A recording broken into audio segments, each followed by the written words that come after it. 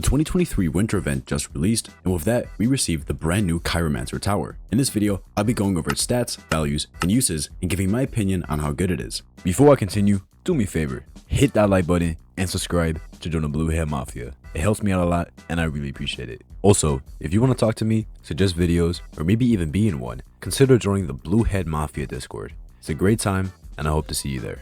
Starting off, it costs 300 cash to place. It attacks like the Pyromancer, but gives an ice effect, slowing down groups of enemies. After attacking for a bit, it has a slowdown and recharge, kinda like the Accelerator. At level 0, it deals 0 damage, attacks every 0.2 seconds, has a range of 10, it can attack 40 times before recharging, hits 3 enemies at a time, and it has a max slowness of 50%. It can also damage lead enemies. At level 1, for a total of 550 cash, it has a range of 12, 50 ammo, and a max slowness of 65%. At level 2, for a total of 1485 cash, it has a range of 13.5, 80 ammo, and slowed enemies now take 1 damage every tick. At level 3, for a total of 5485 cash, it deals 1 damage and has a max slowness of 75%. It also has a bigger beam, the chill effect lasts longer, and it says that the chill slowness is increased to 10%, but I'm not sure what that means compared to regular slowness. Finally, at max level, for a total of 14,985 cash, it now deals 2 damage, has a range of 15, the tick damage is increased to 3, and it can now hit 6 enemies at a time. Enemies now also freeze at max chill, and it can damage hidden enemies. This tower seems to be a mix of stall support and crowd control. From this clip, it seems that enemies remain frozen for a whopping 2 seconds, which is a really long time considering it can freeze up to 6 enemies at a time. Because it's dealing 2 damage every 0.2 seconds, it has a base single target DPS of 10.